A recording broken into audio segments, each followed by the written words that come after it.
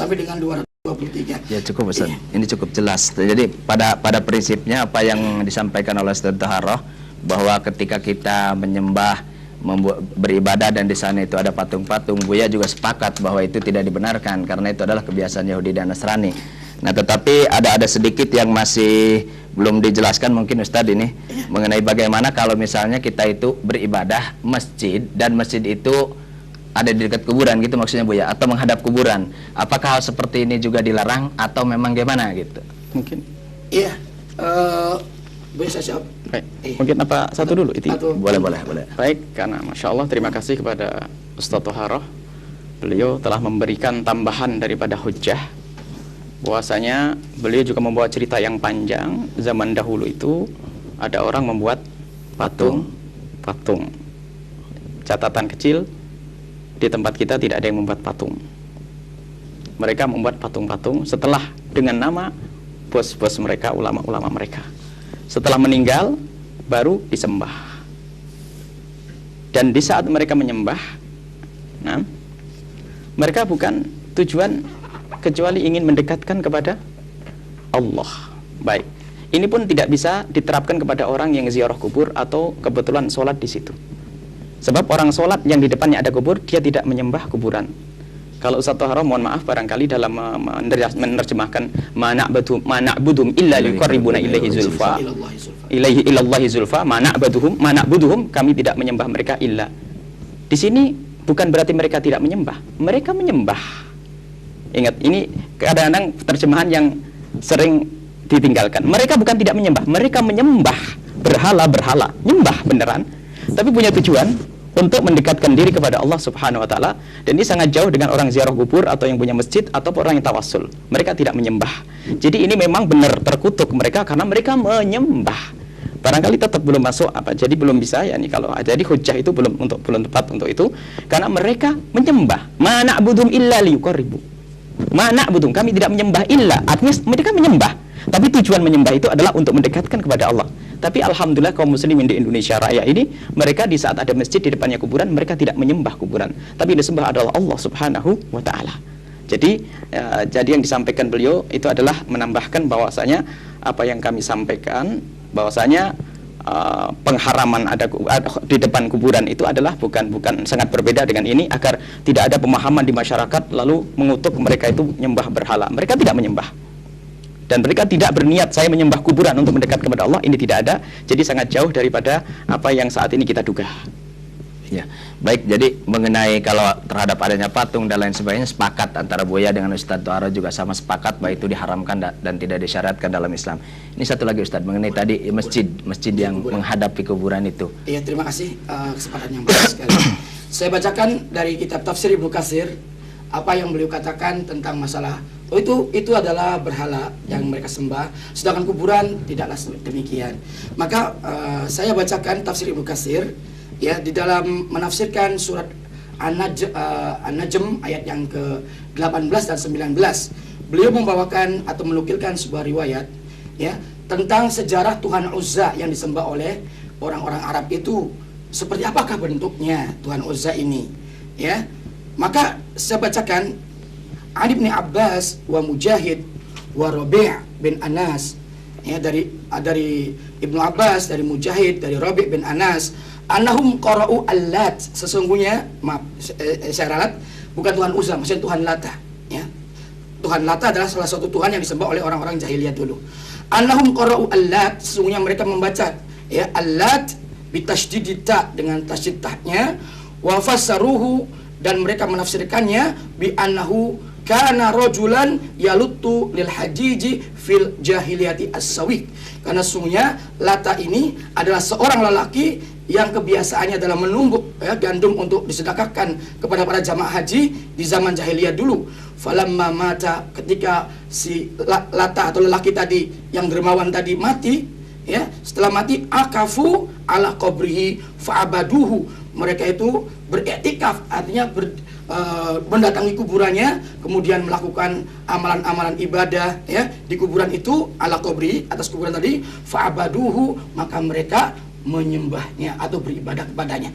Jadi dengan sebab ya kuburan yang jadi kuburannya orang yang dermawan, yang soleh, yang dia itu gemar untuk infak, sodako kepada tamu-tamu Allah jamaah haji. Saat itu pasti umat juga cinta kepadanya. Nah, dikala mati ini orang yang soleh, kemudian dikubur. Nah, kuburannya didatangi oleh orang-orang, kemudian mereka iktikaf di sana, ibadah di sana, dan itulah mereka berarti kemudian terjadilah penyembahan terhadap Tuhan Lata. Jadi Tuhan Lata itu jangan dikira bentuknya adalah berhala dari batu, bukan, tapi berupa kuburan.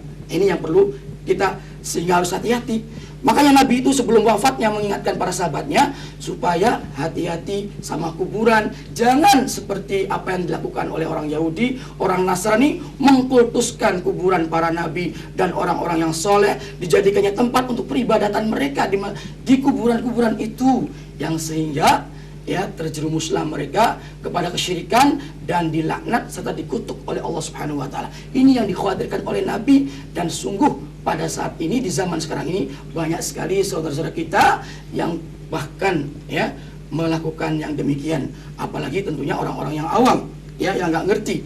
Dan insya Allah untuk orang yang ngerti barangkali ziarah kubur karena ngerti ilmunya, ngerti syariatnya, insya Allah aman dari masalah itu. Tapi kita bicara orang-orang awam, kalau kita biarkan tidak kita ingatkan seperti itu, tentunya kasihan, mereka akan terjerumus. Maka dari itu saya ingin dan saya sangat cinta kepada mereka, tidak ingin mereka itu celaka atau terjerumus, maka saya ingatkan dan saya ajak ke jalan yang benar. Inilah ya istilahnya yang diterangkan oleh Rasul, oleh para ulama kita, para salafus soleh, ya, para ahli tafsir, ya seperti itu pemahamannya. Dan masalah masjid di depannya ada kuburan juga hadisnya sudah jelas. Nabi melarang kita sholat menghadap kuburan, dan Nabi melarang kita duduk di atas kuburan atau menginjak kuburan. Itu larangan secara syariat. Kenapa? Dzari'ah, saddu dzari'ah, itu mencegah ya, jangan sampai terjadi kesyirikan ini menimpa sebelum terjadi, dicegah dulu. Nah, ini namanya saddu dzari'ah dalam istilah syariat. Ya, jangan kita biarkan seperti itu. Ya, karena tidak aman untuk terjerumus pada kesyirikan, bahaya kan begitu. Nah, sekiranya. Baik, terima kasih. Jadi saya pikir ini sudah jelas. Adapun misalnya masih ada titik perbedaan pada pemirsa Cirebon TV, silahkan saudara-saudara bisa memilih mana yang terbaik menurut saudara. Insya Allah penjelasan dari Buya sudah cukup jelas mengenai hal ini. Penjelasan dari Ustadz Toharo juga sudah cukup jelas. Sekarang ini ada yang selanjutnya tadi. Ini yang biasa terjadi di masyarakat itu. Jadi di masyarakat itu kan ketika hari-hari tertentu, misalnya di hari Jumat atau di hari apa, mereka rame-rame gitu pergi ke kuburan, mereka berziarah, kemudian mereka di sana membaca Al-Quran di kuburan. Sementara di dalam hadis tadi yang saya dengar bahwa tidak boleh membaca Quran di kuburan, dan saya yakin Buya juga sepakat. Bagaimana menurut Buya dengan tanggapan orang-orang yang baca Quran di kuburan? Baik, bismillahirrahmanirrahim. Ada sambungannya dengan yang disampaikan tadi, karena masjid juga sekarang masjid di Indonesia adalah di depannya kuburan. Dilarang sholat ke kubur sudah jelas ulama. Kalau kita membaca syarahnya hadis, itu adalah bukan hanya sholat menghadap ke kubur, tapi dijadikan kubur itu kiblat. Kalau menghadap ke kubur kebetulan memang tempatnya di situ atau kuburannya di depan, itu bukan, tidak ada kita menghadap. Ada kita paham masalah sutrat musolli. Tidak sengaja gitu ya? Bukan sengaja, artinya memang tidak berniat untuk menghadap ke kubur atau mengagungkan kuburan dengan sholatnya. Itu sudah sangat jelas. Jadi tetap kita tidak masuk di dalam babnya. Karena yang kita bahas adalah bagaimana masjid itu, yang ditanyakan adalah masjid. Jadi kalau menyembah, kemudian yang disampaikan kepada Ustaz Toharo juga terima kasih dari Ibnu Katsir, tetap bahwasanya di situ ada penyembahan. Yang namanya Lata itu disembah. Jadi tapi masjid dengan kuburan tidak ada sesembahan di sini. Adapun masalah saddu dzara'i, Nabi Muhammad sendiri tetap mengatakan ziarah kubur. Nabi Muhammad memerintahkan ziarah kubur. Jadi ada ziarah kubur yang diajarkan Nabi Muhammad SAW. Ziarah kubur, yani ala wazurah fa inna tudalkumul akhirah. Mereka ziarah kubur mengingatkan kematian. Kalau memang saddu dzara'i, mestinya Nabi Muhammad melarang sekaligus tentang ziarah kubur ya, agar tidak sampai seperti itu. Jadi ceritanya setelah orang itu meninggal, iktikaf, ya'bud. Setelah iktikaf di kuburan lalu menyembahnya. Bukan ziarah dan bukan menjadikan masjid. Jadi tetap tidak ke tempat yang kita persoalkan, yaitu masjid di depannya kuburan. Tetapi tetap bahwasanya masjid dengan kuburan, asalkan masjidnya itu adalah masjid sendiri, kuburan sendiri, itu adalah jelas, itu adalah sangat diperkenankan. Dan ini yang harus kita perhatikan. Jadi apa yang disampaikan Ustaz Toharo, mohon maaf, jadi belum masuk kepada apa yang kami kritisi tadi, tetap masih agak aja belum tepat. Jadi ada sesembahan di situ, ada penyembahan Kemudian juga ada iktikaf. Kalau orang sholat di masjid di depannya ada kuburan, sama sekali barangkali lupa dengan kuburannya. Kemudian masalah baca Quran di masjid, masya Allah, di kuburan. Kita pengen bertanya, dari mana pelarangan itu? Membaca Quran boleh di mana saja. Memang riwayat-riwayatnya itu adalah di mana saja. Adapun kalau dalilnya adalah satu haram membawa dalil tentang wala taj'alu buyutakum qubura maqabira. Itu adalah tentang agar kita memperhatikan rumah, agar jangan rumah itu kayak kuburan. Tapi di sini tidak ada larangan membaca Al-Quran di kuburan. Dari mana larangan itu? Sementara melarang ini harus ada jelas, ada nasnya. Kalau memang kita kembali kepada kitab sunnah Nabi, tidak ada larangan. Tidak ada larangan membaca Al-Quran di atas kuburan. Bagaimana dengan terang-terangan kita mengatakan dilarang? Ini yang harus dijelaskan. Ya, terima kasih. Bagaimana Pak Ustaz? Ya, terima kasih. Saya tanggapi dengan masalah tadi. Ini kalau saja ya, masalah membaca Quran di atas kuburan tadi. Kalau saja membaca Quran itu tidak dilarang di atas kuburan, ngapain Nabi ngomong-ngomong atau mewasiatkan kepada umatnya jangan kalian jadikan rumah kalian seperti kuburan? Bilang aja Nabi kepada umatnya bahwa jadikanlah rumah kalian seperti kuburan. Karena apa bedanya antara rumah dengan kuburan? Di kuburan boleh baca Quran dan di rumah juga boleh baca Quran. Ngapain Nabi istilahnya bahasa Cirebonnya kedereng-dereng ngomong kepada istilahnya apa? Kepada umatnya, jangan kalian jadikan rumah kalian seperti kuburan. Nah, dan Nabi menganjurkan di rumah dibaca Quran, di kuburan tidak boleh dibaca Quran. Ini sudah jelas sekali pemahamannya bahwa tidak boleh di kuburan itu membaca Quran. Kalau saja boleh membaca Quran, pasti Nabi bacalah kalian, jadikanlah rumah kalian seperti kuburan, karena kuburan juga boleh baca Quran dan rumah kalian juga boleh baca Quran. Jadikan rumah kalian sebagai kuburan atau seperti kuburan. Tidak mungkin Nabi mengatakan jangan kalian jadikan rumah kalian seperti kuburan. Kalau saja tadi dibolehkan membaca Quran, ini adalah pemahaman yang jelas, tidak perlu lagi penafsiran dan penjabaran. Ya. Sudah cukup jelas sekali. Kemudian mengenai masjid yang ada kuburan, saya sepakat sekali. Artinya begini, apabila masjid itu dibangun di wilayahnya dan kuburan dibangun tersendiri di wilayahnya, ya, dengan dibatasi misalnya oleh ada jalan atau solokan atau pagar kuburan itu sendiri dipagar, nggak ada masalah. Ya, nggak ada masalah. Kita juga sepakat dengan Buya tadi. Kalau seperti ini artinya mustakil, masjid mustakil, tersendiri, dan kuburan juga tersendiri, walaupun memang ada di hadapan kiblatnya, arah kiblatnya, ya, tidak apa-apa karena ada batas, ya, dan di situ akan aman orang untuk terjerumus kepada suatu penyembahan terhadap kuburan itu. Nah, yang kita masalahkan adalah di masjid itu, ya seperti banyak kita dapati di masjid-masjid, subhanallah, bahkan ada kuburannya, orang matinya dikuburnya di dalam masjidnya gitu. Di dalam masjidnya sengaja, itu ada juga kita dapati. Nah, ini yang sangat kita tidak setuju gitu, sangat kita kritisi. Adapun yang tadi dikatakan oleh Buya tadi, terpisah antara masjid dengan kuburan, walaupun ada di depannya nggak ada masalah. Saya setuju. Karena terpisah itu ya. Selanjutnya nih Buya, mengenai yang sering terjadi juga, ini ketika masuk wilayah kuburan itu kan kita dianjurkan untuk berdoa. Nah, tetapi kadang-kadang ada doa yang memang khusus diajarkan oleh Nabi, seperti kita masuk dalam kuburan, assalamualaikum ya ahlal kubur, dan seterusnya. Tetapi ada orang yang sengaja datang ke kuburan untuk berdoa, tidak hanya mendoakan si ahli kubur, tetapi dia berdoa untuk dirinya di dekat kuburan. Nah, hal seperti ini kan tentunya gimana itu menurut syariat Islam? Pandangan Buya gimana tentang hal ini? Ada sambungannya dengan sebelumnya tentang membaca Quran di atas kubur. Barangkali Ustaz Taharah kita minta menghadirkan hadisnya lengkap. Jangan dijadikan kuburan itu tempat hari raya. Kemudian jangan jadikan rumahmu seperti kuburan. Di sini tidak ada ada tandingannya. Artinya di saat jangan menjadikan rumahmu seperti kuburan, sisi lain jangan menjadikan kuburan itu tempat seperti hari raya. Id. Itu apa? Itu harus menjelaskan. Id jangan diartikan orang membaca Al-Quran di situ. Ini kesalahan. Id itu jangan sampai dijadikan namanya. Kalau masalah orang berkumpul mungkin sebab karena dia menjalankan apa yang dianjurkan Rasul untuk melakukan ziarah, tentunya tidak bisa kita salahkan yang demikian itu. Apalagi mengambil satu tempo tertentu dengan tetap menjaga kehormatan orang ziarah. Ini jelas tidaknya apa-apa karena menjalankan apa yang dianjurkan Nabi Muhammad. Maka harus menjelaskan Id ini apa.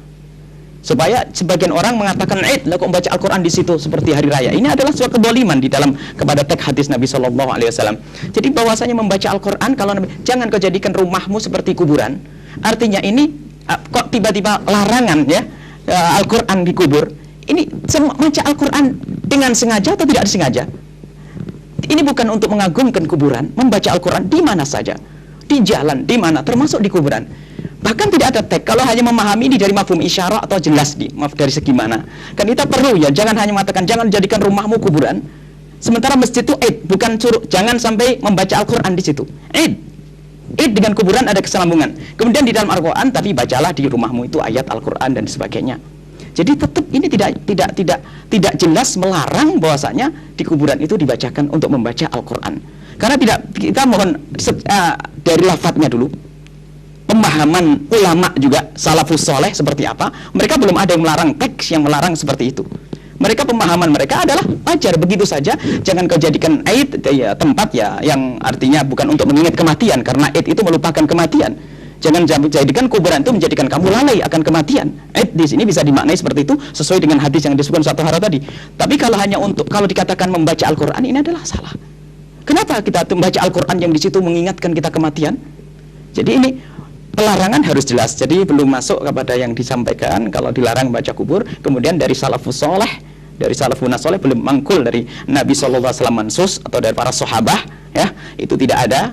Kecuali ada, mohon maaf, mufassirin akhir lah itu ada. Tapi dari ini adalah kejelasan. Kemudian apa yang disampaikan panjenengan sampaikan masalah iya, berdoa tapi bukan untuk ahli kubur.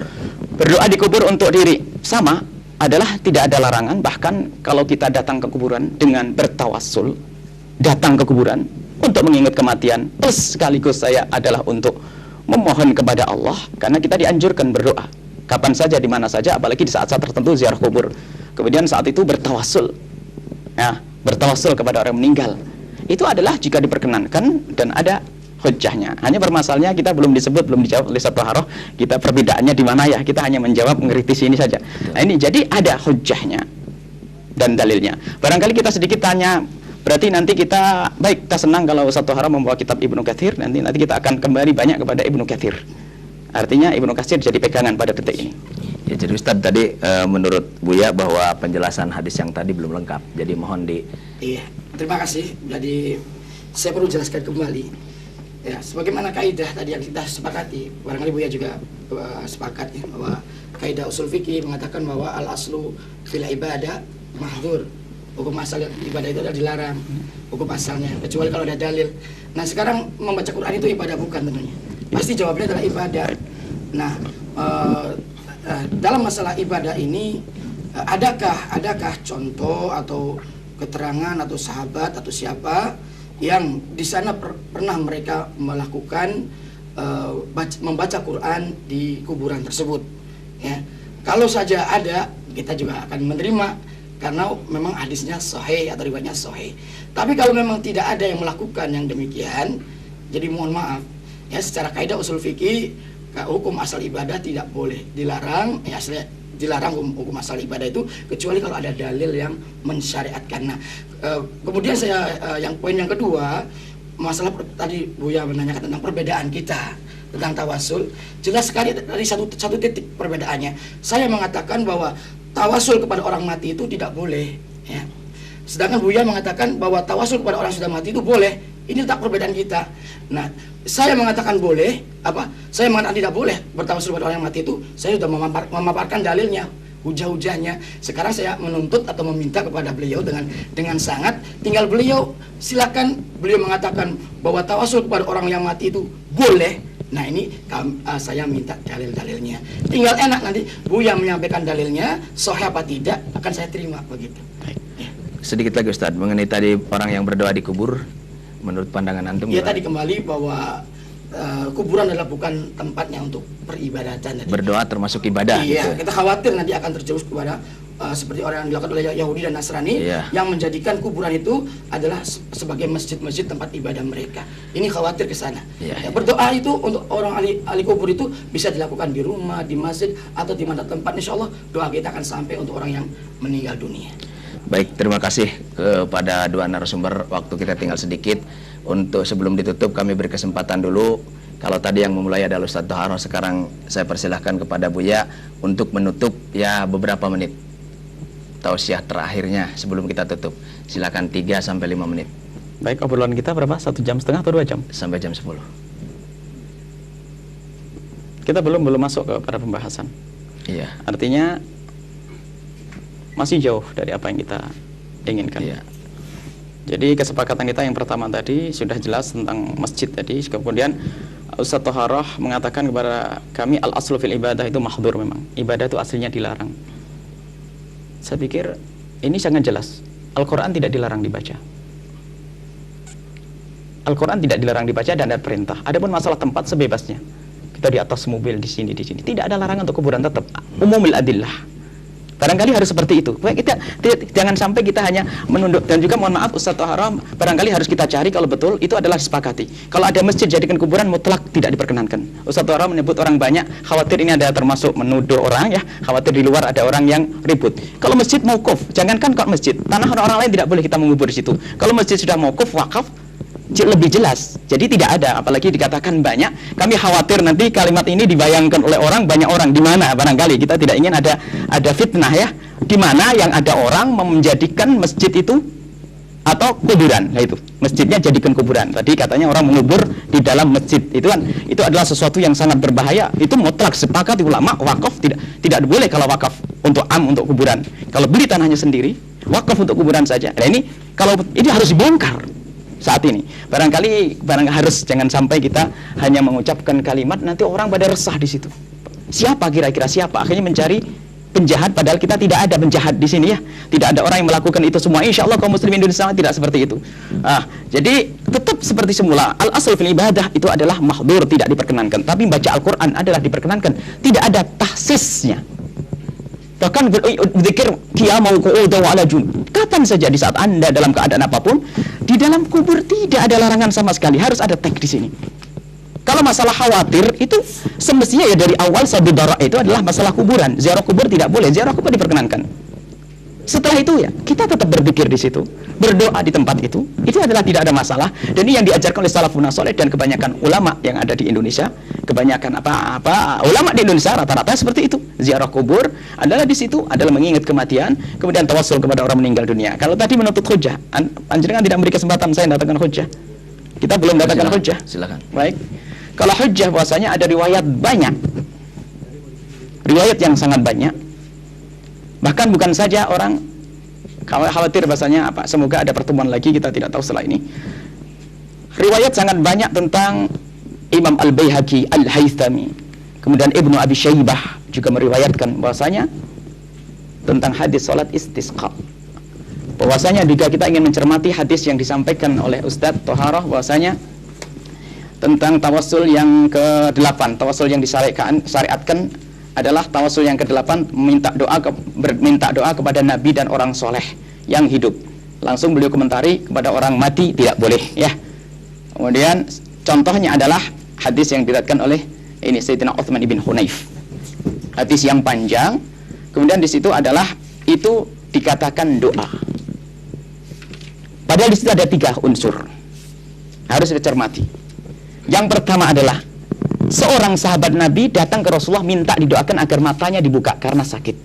Jadi dalam penerjemahan kita harus adil, tidak boleh dikemas dengan terjemahan kita lalu orang mengikuti pemahaman hawa kita. Di situ ada orang minta didoakan oleh Rasulullah. Lalu Rasulullah bertanya, kamu pengen sembuh atau pengen begitu saja? Kalau pengen begitu saja itu lebih bagus. Dikatakan bahasanya in syi'ta da'autu lak, kalau mau aku doakan, wa in syi'ta sabarta, kalau mau engkau sabar, fa huwa khairun lak, itu lebih bagus darimu. Lalu orang itu mengatakan ya, doakan ya Rasulullah.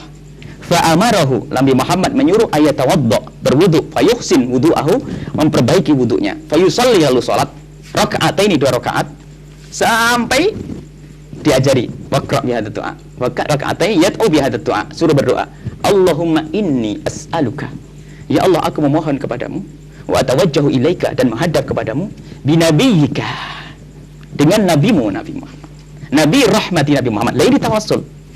Jadi di sini orang itu juga berdoa, orang itu memohon kepada Allah dan doanya doa tawassul. Nabi Muhammad juga mendoakan. Kemudian di dalam doanya dia juga beringinan bahwa semoga doa Nabi Muhammad dikabul agar mata saya sembuh. Jadi tidak boleh kita katakan ini hanya doa tawassul dengan doa saja. Dia berdoa dan di dalam doanya itu membawa Nabi Muhammad binabiyika, Nabi rahmati. Kemudian juga di dalam hadis yang diriwayatkan oleh Imam Bukhari dalam bab salat istisqa itu Sayyidina Umar bin Khattab bersama Rohan itu Allahumma inna kunna natawassalu ilaika binabiyyika fataskina, itu berbunyi Allahumma ya Allah, kami pernah bertawasul kepada nabimu dengan nabimu binabiyika, dan engkau beri hujan. Wa inna, dan sungguhnya kami natawassalu bertawasul bi ammi nabika, dengan paman nabimu, faskina, dan siramilah. Ini bukan minta doa. Kalau seandainya kasusnya minta doa, perawi lebih cerdas harus mengatakan Ja'a Umar wa talaba min doa. Tapi langsung dalam riwayat nggak ada muqaddimah muakhirahnya, langsung berbunyi Allahumma. Riwayatnya seperti itu. Jadi ini Allahumma bi nabika, dengan membawa Nabi Muhammad SAW, ini adalah tawasul. Nah, kemudian permasalahannya, ini orang hidup, tapi tadi hanya minta doa. Padahal bukan, ini bukan minta doa saja, tapi membawa Nabi Muhammad SAW bi nabiyika, sangat jelas tulisnya. Kemudian dalam sholat istisqa pun begitu. Kemudian barangkali Ustaz Thahra akan mengatakan mana keterangan orang yang meninggal. Banyak ada tambahannya, riwayat Imam Baihaqi, banyak riwayat-riwayat yang banyak.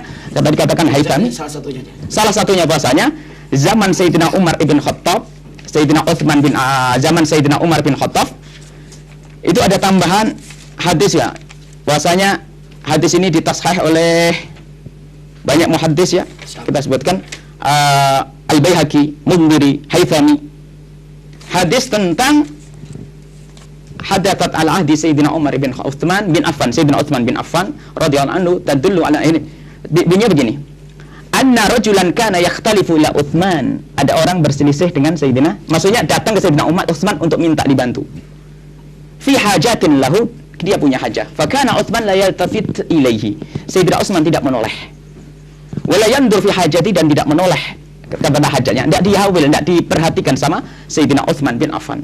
Falaki Uthman ibn Hunayf, kemudian bertemu dengan Sayyidina Uthman bin Hunayf yang membawa hadis ini, hadis yang tadi dibaca oleh Ustaz Thahra. Sayyidina Uthman bin Hunayf fasyaka dzalika lahu, ngadu aku ke Sayyidina Uthman, tidak diperhatikan Sayyidina Uthman bin Affan, saya mau minta hajah, ada perlu kok tidak diperhatikan.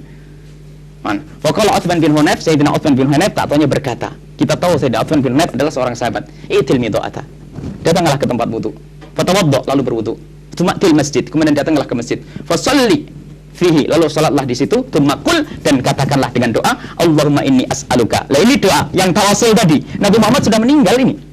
Jadi ini ada keterangan Nabi Muhammad sudah meninggal masih tawasul. Apakah Sayyidina Uthman ibn Hunayf tidak mengerti? Bahkan bukan saja begitu, barangkali ceritanya ini panjang. Kalau seandainya datang kepada Nabi Muhammad mengatakan, ya Rasulullah istaghfir li rabbi, ya Allah mintakan ampun kepada Tuhanku, ini tidak sampai derajat syirik, tidak sampai derajat bid'ah dikatakan sesat. Kalau ada mengatakan ya Rasulullah mintakan ampun kepada Allah, Rasulullah sudah meninggal, ini jauh, kita tidak masuk tawasul, itu istighatsah, sudah lewat lagi. Ini tawasul jelas bahwasanya ini hadis ini adalah ditashih dari masa ke masa, kecuali akhir zaman baru orang mencoba mentad'if. Tapi bagaimana yang mengatakan sahih, termasuk yang bernama Sayyidina Ibnu Hajar Al-Asqalani juga mengukuhkan di dalam kitabnya, termasuk yang waktu kita berbicara tentang sholat istisqa, itu kita bahas juga nanti. Kebetulan kami membawa teks nas yang dari cetakan di Saudi, kita tidak mengambil dari lain, termasuk Ibnu Katsir yang kita bawa adalah dari cetakan Saudi. Ini adalah sangat jelas, barangkali ada satu saja, kalau satu harus bisa mengkritisi ini, nanti kita beri yang satu lagi. Bagus. Baik, Akan saya kritisi. Silakan. Langsung. Ya silakan Iya, Ustaz. bagus sekali apa yang dilontarkan oleh beliau. Ini ada kitab di tangan saya, ada Tawassul Anwa'uhu wa Ahkamuhu, ya, yang telah ditulis oleh Syekh Albani, ya, seorang ulama ahli hadis, imam ahli hadis yang diakui oleh dunia, ya, di saat ini. Mungkin Buya juga mendengar dan insya Allah beliau juga mengakui keimaman beliau dalam masalah hadis. Ini kitab ini pada halaman yang ke-55, Faslur Rabi' Syubuhat wal Jawab 'alaiha. Ya, syubhat-syubhat yang tadi dilontarkan, riwayat-riwayat hadis yang dibacakan oleh saudara kami ini Buya Yahya tadi, ya. Yang pertama asyubhatul ula, hadis istisqa Umar bin Khattab bin Abbas radhiyallahu taala anhuma. Ya, istisqanya Umar, ya, minta hujan kepada Allah Subhanahu wa taala, yang dilakukan oleh Umar terhadap Ibnu Abbas radhiyallahu taala anhuma, ya. Ini adalah hadis yang dijadikan syubhat oleh orang yang membolehkan bertawasul kepada orang yang mati. Nah, beliau menjelaskan, kalau saja, kata beliau, kalau saja, ya, boleh bertawasul kepada Nabi maksudnya dengan jahnya, dengan kemuliaannya, dengan kewibawaannya, bukan dengan doanya. Ngapain capek-capek orang buta itu datang kepada Nabi ya untuk kemudian menceritakan hajatnya? Cukup di rumah saja, duduk di rumah, dia tinggal mohon sama Allah, bertawasul kepada jahnya Nabi, kepada Rasul, sudah beres. Ngapain capek-capek ke sana? Ini kata Syekh Albani ya. Jadi beliau menyatakan bahwa binabika di sana adalah bidu'a inabika takdirnya ya. Dan ini beliau mengumpulkan riwayat-riwayat yang banyak dari A sampai Z, dikumpulkan semua yang mengisyaratkan bahwasanya binabika tadi bukan maknanya bertawasul dengan jahnya, dengan kemuliaannya dan rupanya Nabi, akan tetapi bertawasul dengan doanya Nabi. Ini bukan kata saya, kata Syekh Albani, seorang ulama ahli hadis. Kemudian dibawakan juga syubhat yang kedua oleh beliau, dan itu semuanya ada dibacakan oleh beliau ya Buya, tentang hadis dorir ya. Ini juga syubhat yang kedua juga dibantah oleh beliau. Insyaallah nanti saya akan memberikan fotokopiannya kepada beliau untuk beliau telaah kembali, dan nanti barangkali ada kesempatan untuk dialog lagi ke depan, mangga nanti kita tinggal teruskan. Kemudian syubhat yang ketiga juga menggunakan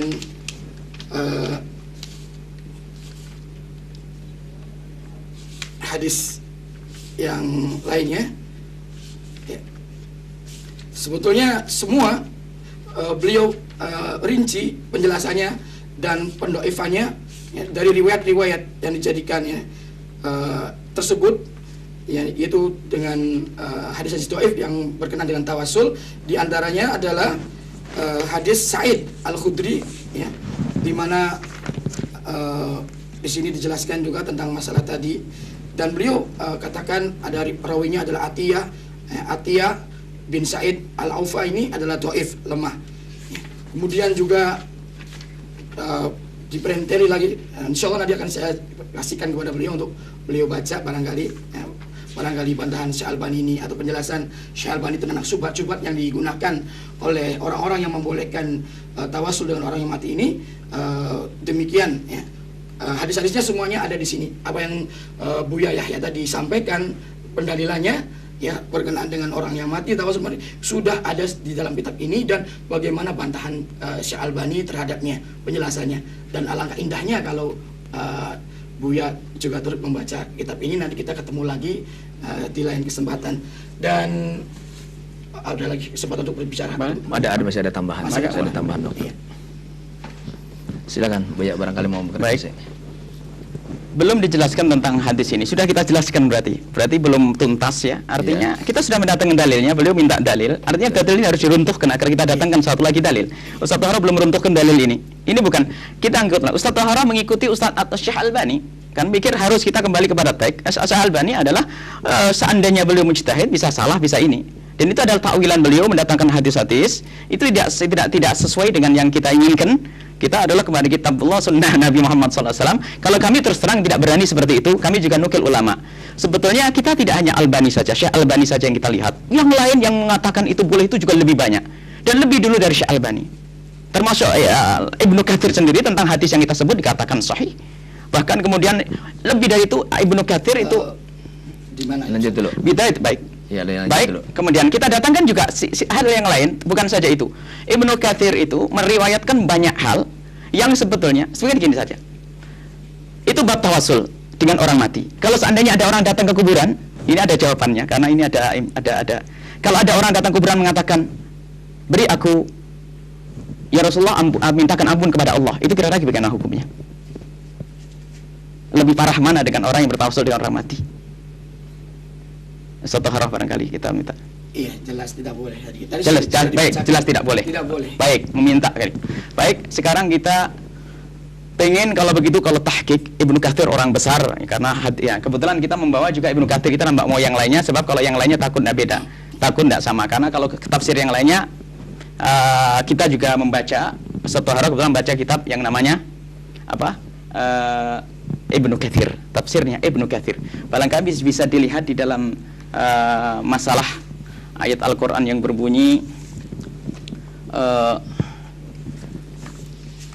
yang Ada. Ada Itu lengkap itu. Fotokopian itu. Ustaz. Ya. Nggak, kita ingat sebuah hadis. Apa ya? Sebuah hadis Nabi Sallallahu Alaihi Wasallam yang berbunyi bahwa tentang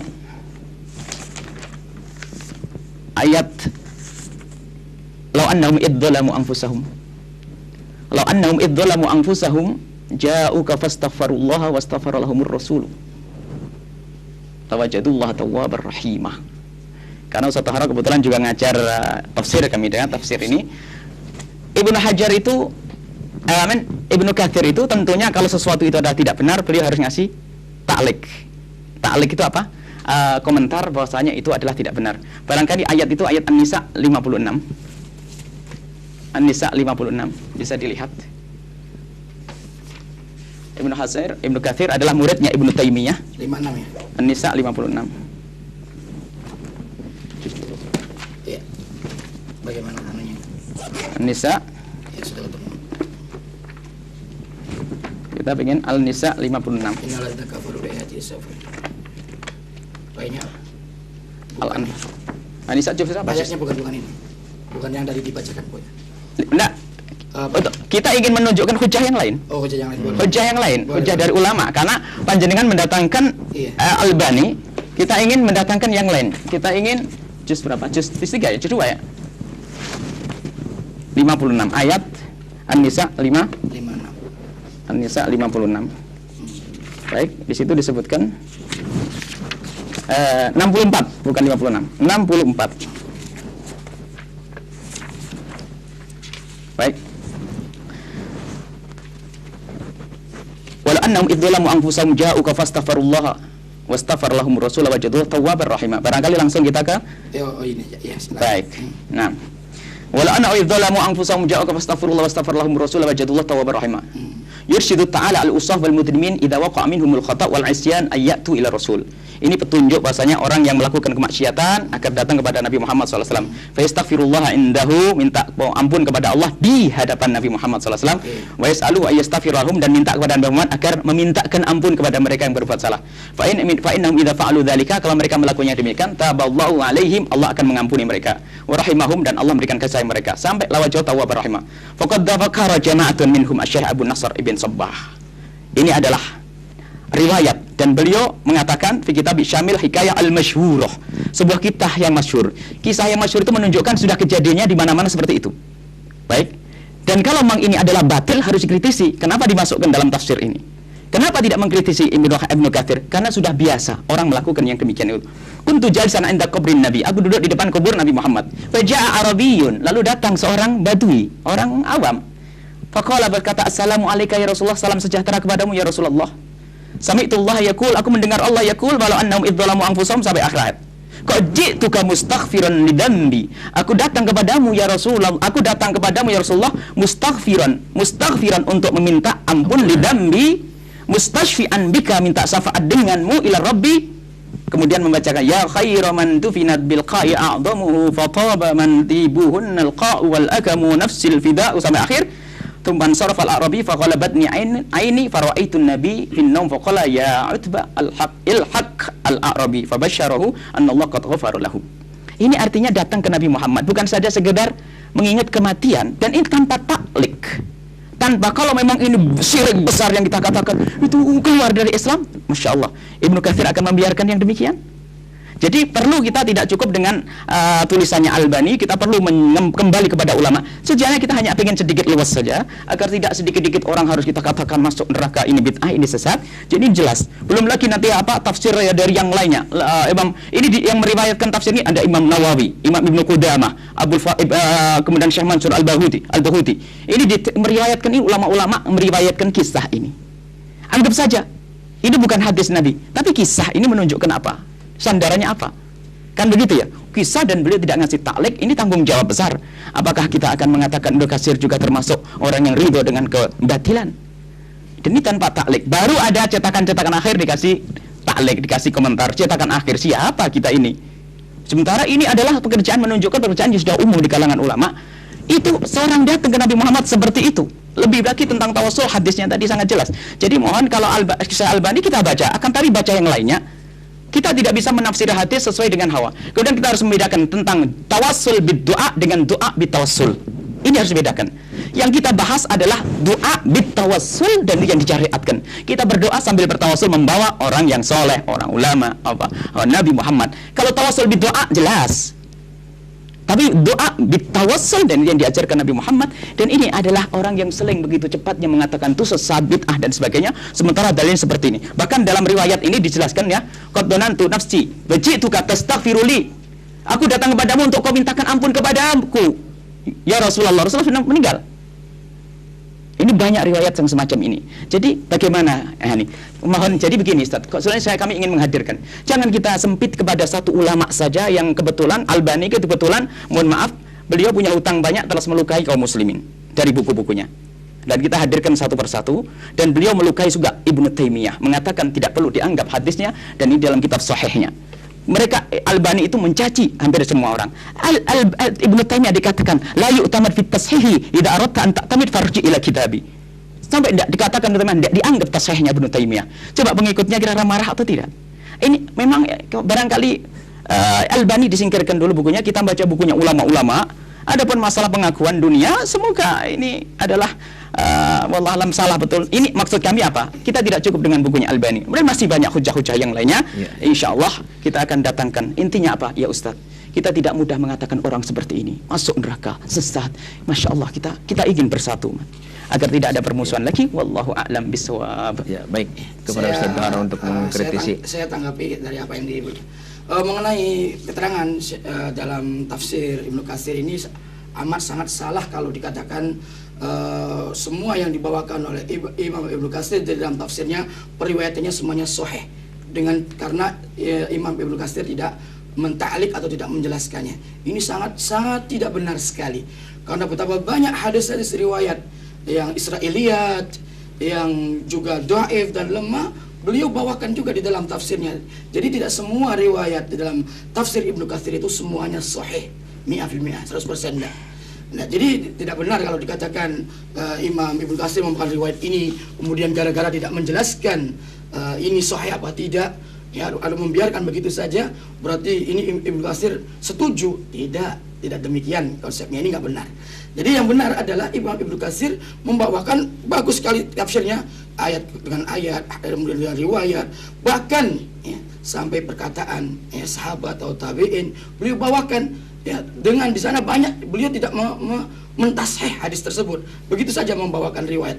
Oleh karena itu kita perlu juga lihat di dalam istilahnya artinya untuk mensensor riwayat-riwayat yang ada dibawakan dalam tafsir Ibnu Katsir ini, ya tidak semuanya sahih.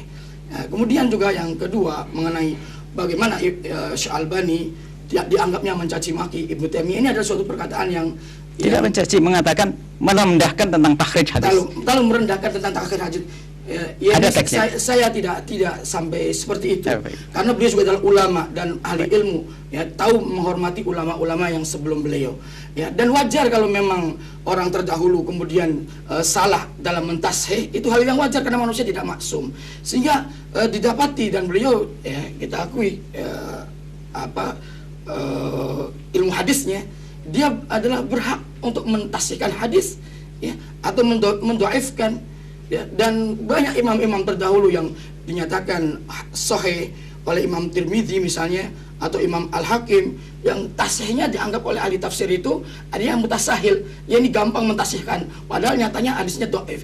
Dan tidak mengapa dalam keilmuan hadis, bukan berarti tidak hormat mereka, bukan berarti melecehkan, menghinakan. Kalau ini Imam Hakim mensahihkan hadis kemudian datang orang kemudian ini mendoifkan, berarti kurang ajar dianggapnya. Naudzubillah min dzalik. Ulama tidak demikian akhlaknya. Dan Syekh Albani adalah orang yang sangat tahu tentang bagaimana mereka harus berakhlak dan menghormati ulama-ulama, apalagi Ibnu Taimiyah. Oleh karena itu mohon jangan sampai hal ini dinyatakan seperti itu. Baik. Saya tidak setuju dengan perkataan tadi. Terima kasih. Dan mohon maaf, masih ada kesempatan untuk saya ngomong? Ya, terakhir ini saya. Ya. Terakhir Ustaz. Kalau memang terakhir, ya, saya bawakan sebuah koran, ya, koran. Nanti Pak Beliau juga ngomong, insyaallah. Koran dari Republika ini, alamannya B12, ya, terbitan hari Minggu tanggal 9 Mei 2010. Judulnya tentang mu'alaf. ini menceritakan tentang seorang Yahudi yang masuk Islam. Ini di sini biodatanya saya bacakan. Nama Yosef Cohen, nama Muslim Yosef Al-Khattab, istri Luna Melul, nama Muslimnya Komar Al-Khattab, anak 4 orang, namanya disebutkan di sini, masuk Islam tahun 1994. Di antara di koran ini saya bacakan aja ya, di alinianya adalah setelah mendalami Islam lebih jauh, Yusuf makin menyadari bahwa dasar ajaran agama Yahudi sangat berbeda dengan Islam. Perbedaan utamanya terletak pada masalah tauhid. Agama Yahudi, kata dia, percaya pada perantara, dan perantara mereka adalah para nabi. Orang-orang Yahudi berdoa lewat perantara nabi-nabi tersebut. Nah, di sini yang menjadi catatan bagi kita, ternyata orang-orang Yahudi betul-betul mereka menjadikan perantara para nabi mereka dalam ibadahnya, dalam berdoanya. Dan Nabi paling tidak ingin umatnya ini menyerupai orang-orang Yahudi. Demikian, saya kembali. Ya, silakan Buya untuk mengkritisi dan kemudian langsung untuk tausiah terakhir dari Buya. Masya Allah, terima kasih. Mohon maaf kami tadi bukan niat mencaci, dan kalimat kami pun kami jelaskan bahwa Syekh Albani ada salah satu catatannya, terburu-buru mengatakan Ibnu Taimiyah tidak tamat fikih hadis. Dalam kitab dalam sahihnya ada halamannya, kita bisa dikatakan nanti. Kita kaget bagaimana kok hanya ingin mengatakan saya lah yang berhak, tapi lalu cukup mengatakan saya. Ini ada, ini teksnya kita bacakan. Mohon maaf Ustaz, kita tidak ingin maka wa minal ajabi haqqan ayatajarra Syekhul Islam ala inkari hadzal hadis wa taktibihi. Kemudian al-asail kulli man waqafa ala hadzal kitab aw ghairihi nam alla yubadir illa amal. Terus terakhir waqad sahana sabil lidzalika ma'allakna alaihi fama kana tabitan fa kana tabitan al-amal bihi wa atu alaihi nawajid. Ini adalah dan itu ada panjang ke belakang bahwasanya ada beliau mengatakan yatajarra. Ini adalah kita tidak pengen keluar tentang berbicara tentang Syekh Albani. Artinya mohon maaf Ustaz, kita tidak hanya berpegang kepada beliau saja di dalam urusan bab ziarah kubur dan sebagainya, kita yang lainnya. Kemudian kalau menolak tentang sebuah buku hanya katanya bahwasanya dia bukan maksum, kemudian setelah itu bisa saja dia salah, begitu gampangnya. Kita kajian ilmiah, diselesaikan poin yang kita bahas tadi. Ini dikatakan oleh Ibnu Katsir, yang beliau adalah juga dikatakan alim, muridnya Ibnu Taimiyah, dan beliau mengambil riwayat itu untuk menafsiri ayat tersebut dan tidak mendatangkan yang lainnya. Kalau beliau mendatangkan asal riwayat, barangkali ada cerita yang lainnya, iya, tapi satu-satunya cerita yang dihadirkan untuk menafsiri ayat itu. Artinya, ini kenapa kok tidak husnudzon? Ya sudah, kalau begitu ya itu adalah masalah sederhana yang tawasul dengan orang meninggal. Bahkan kalau datang dengan kalimat seperti itu, arti yang penting meyakini yang kepada Allah. Cobalah jangan sampai kita mudah caci maki. Sebab kalau mencaci maki kita khawatir termasuk mencaci ini secara tidak langsung. Nah, kepada siapa? Ibnu Katsir. Jadi perlu kita itu berhati-hati. Kita ingin bahwasanya yang kita bahas kajian ilmiah kita, ini dalilnya. Belum lagi yang lain. Ini adalah pendapat ulama, karena Ustadz mendatangkan Syekh Albani. Kita seperti ini, kita datangkan ulama juga. Kalau ke hadis sudah selesai bahasanya, tadi hadis. Berarti kami bisa menyimpulkan bahasanya apa yang kami sampaikan tadi, tolonglah jangan sampai ada permasalahan. Karena ada hadisnya. Kalau ada hadisnya berarti ini adalah benar, bisa diikuti. Bisa, tidak mungkin kita katakan bid'ah, apalagi harus kita katakan syirik ya. Apalagi tadi disebutkan oleh pengarang kitab ini, siapa Ustaz yang kita baca ini? Al-Syekh Jamil Zainu ya, mengatakan itu adalah langsung disebut sebagai syirkul akbar ya, atau al-amwat ya. Ini adalah termasuk bagaimana Ibnu Katsir membiarkan syirkul akbar ya kepada orang mati. Dan kita harus membedakan antara doa ini, karena Masya Allah ceritanya panjang, karena banyak yang didatangkan oleh Ustaz Tohara, perlu kita kritis satu-satu. Tidak bisa membedakan antara tawassul dengan doa. Kalau doa selesai, mendoa kepada orang mati jelas tidak boleh. Tapi jangan kita mengatakan berdoa. Kalimat ini tidak pernah dirubah. Kalau mengatakan wala tad'u min dunillahi ma la yanfa'uk, jangan berdoa kepada selain Allah, ini jelas. Tapi bukan bertawassul, ini berdoa. Tapi kadang-kadang kita mencoba mengartikan yang berbeda. Doa. Kemudian kata Abdul lagi ma'allah, itu ada bersama Allah. Kita nyembah, bukan kita bertawassul. Selama ini disebut bi Nabi Muhammad, bukan ma'allah.